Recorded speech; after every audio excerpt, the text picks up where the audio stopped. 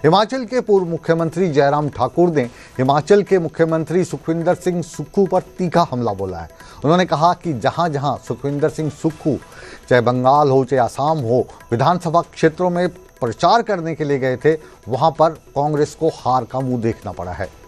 अब अपने बयान से वो तंज भी कस रहे हैं और अपनी जीत का जो जश्न है वो भी मना रहे हैं, यानी एक तीर से दो निशाने कर रहे हैं। और साथ ही साथ उन्होंने एक और बात कही जो शायद कांग्रेस को काफ़ी चुभ सकती है कि बंगाल का जो नतीजे आए हैं उसमें एक सीट तो ऐसी थी जिसमें कांग्रेस के उम्मीदवार को महज 650 वोट मिले हैं।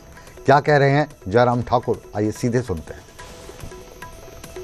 वो उन राज्यों में भाजपा जीती है और वेस्ट बंगाल में जहाँ गए थे, जिस सीट पर गए थे, तो वहाँ 650 वोट कांग्रेस के प्रत्याशी को मिले हैं। जमानत जब्त हुई है। मैं इसमें ज़्यादा कोई टिप्पणी नहीं करना चाहता हूँ क्योंकि उसमें पार्टी का फैसला था, टिकट जिन्होंने दिया था। लेकिन जहाँ भी मुख्यमंत्री गए और वहाँ झूठ बोल करके वो प्रचार करने की कोशिश करते हैं। और हिमाचल ने तो अब पहचाना कि मुख्यमंत्री झूठ बोला। अब तो वेस्ट बंगाल के लोगों ने भी पहचान लिया कि हिमाचल के मुख्यमंत्री आए थे जो झूठ बोल करके चले गए थे और इसलिए उनकी बात को नहीं माना गया, नहीं सुना गया। असम में भी गारंटियाँ पूरी हो गई। वेस्ट बंगाल में गए, वहाँ पर कहा गारंटियाँ पूरी कर दी। कौन सी गारंटी पूरी हो गई? और इसका संदेश मुझे लगता कि साफ और स्पष्ट वहाँ से आया है। और हिमाचल प्रदेश में आने वाले समय में जब चुनाव होगा तो कांग्रेस को लोग उखाड़ फेंकेंगे। जी, जयराम ठाकुर साहब की जो खुशी है वो भी झलक रही है इस पश्चिम बंगाल की राजनीति में जो उलटफेर हुआ है, आसाम में जो जीत हुई है और साथ ही साथ जहां सुखविंदर सिंह सुक्खू गए उन सीटों पर हार हुई है कांग्रेस की, तो इससे भी जयराम जी बहुत खुश हैं। और अब कुछ समय के बाद पंजाब में चुनाव है, उसके बाद हिमाचल में चुनाव है और हिमाचल में भी कहा जाता है कि 5 साल के बाद सत्ता बदलती है, तो वो सत्ता भी ठाकुर जयराम को आती हुई दिख रही है। लेकिन जो हिमाचल प्रदेश की राजधानी है शिमला, यहाँ पर अब जो सरकारी स्वास्थ्य योजनाएं हैं उनकी हकीकत सवालों के घेरे में आ रही है।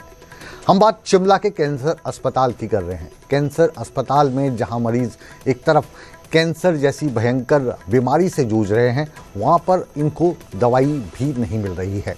यानी कैंसर के साथ साथ अब जो आम गरीब मरीज़ है वो दवाइयों के लिए तरस रहा है।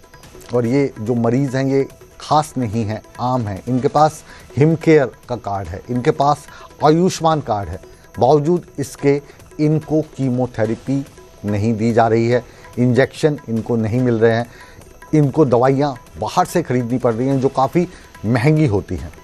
अब पूछा जाए तो ये सब क्यों हो रहा है, तो प्रशासन जवाब दे रहा है कि हम पेमेंट करने में हमें देरी हो गई थी और इस देरी के चलते जो सप्लायर हैं उन्होंने दवाइयों की सप्लाई रोक दी। क्या है पूरा माजरा, आइए देखते हैं। कार्ड वगैरह चल रहा है यहाँ पे? नहीं चल रहा है।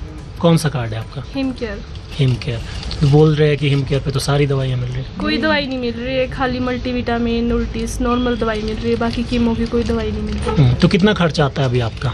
आ जाता है 40,000 का पैकेज बनता है पूरा। 40,000 कितने दिनों में? वो बनता है डॉक्टर जैसे 6 महीने बाद आते हैं ना कीमो के बाद। मैं तो कीमो शुरू हुई थी मेरी 6 महीने हो गए, मतलब कीमो लगे हुए। फिर उसके बाद सिटी हुआ, उसके बाद डॉक्टर ने दवाइयाँ लिखी, अब दवाइयाँ ही नहीं मिल रही है। नहीं मिल रही है? नहीं मिल रही है। तो तब तो आपका इतना ज़्यादा खर्च हो रहा है। खर्चा तो बहुत हो रहा है। तो कार्ड का मानते हैं आप कोई कि फ़ायदा हो रहा है कार्ड का? कोई फ़ायदा नहीं हो रहा है कार्ड का। मतलब कार्ड कोई ज़रूरत नहीं है कार्ड? नहीं, कुछ भी नहीं मिल रहा है। कैंसर जैसी भयानक बीमारी जिसका नाम आते ही एक डर और भय पैदा हो जाता है, ना केवल मरीज़ में बल्कि उसके परिजनों में। फिर दवाई का ना मिलना और फिर जो आर्थिक बोझ है उसको सहना, यानी ट्रिपल मार हिमाचल प्रदेश के मरीजों पर पड़ रही है। इस माजरे को और विस्तार से समझते हैं। कपिल, आपकी जो ये रिपोर्ट आपने भेजी है इसमें आपने लिखा है कि प्रशासन ने पेमेंट नहीं की, और पेमेंट नहीं की तो जो दवाइयों के सप्लायर थे उन्होंने दवाई देनी बंद कर दी। इसको विस्तार से समझना चाहेंगे अब। देखिए, पहले तो जो आईजीएमसी में कैंसर हॉस्पिटल है वहां पर पहली बार नहीं है कि कोई ऐसी समस्या देखने को मिली है। निरंतर ये समस्या चलती रहती है।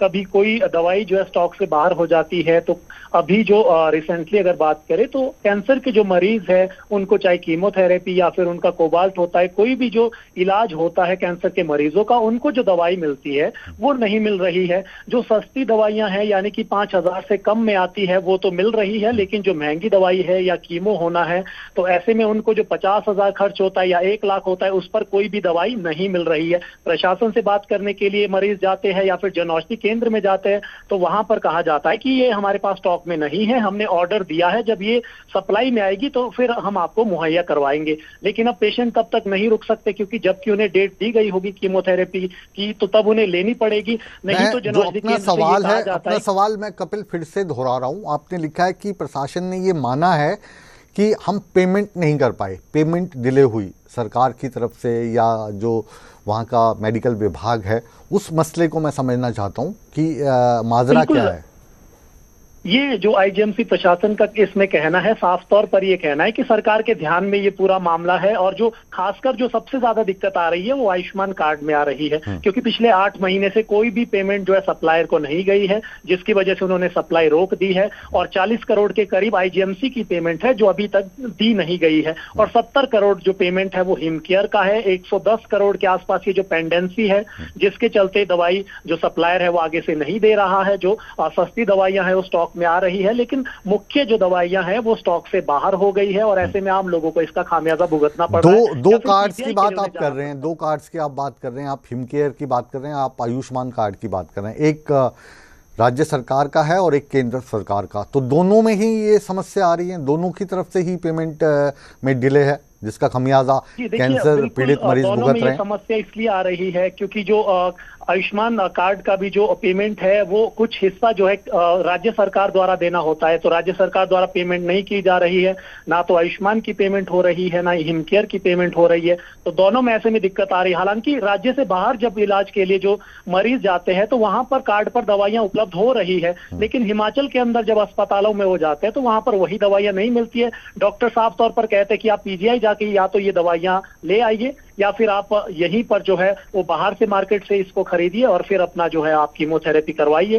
तो ऐसे में ये स्थिति जो है पैदा हो गई है यहाँ पर आईजीएमसी के अंदर जो कैंसर हॉस्पिटल है पूरे प्रदेश भर से। बिल्कुल समझा जा सकता है, हिमाचल जैसी जगह से पीजीआई में आना, फिर यहाँ पे रहना, फिर कीमोथेरेपी करवाना, इलाज करवाना, फिर और आर्थिक बोझ उनके ऊपर पड़ता है। और जो हालात सरकारी अस्पतालों के हैं, इतनी भीड़ है वहाँ पर, तो यहाँ पर जगह पाना भी बहुत मुश्किल है पीजीआई जैसी जगह में इस लंबे इलाज के लिए। बहरहाल बहुत बहुत शुक्रिया कमल ठाकुर आपका इस तमाम जानकारी के लिए।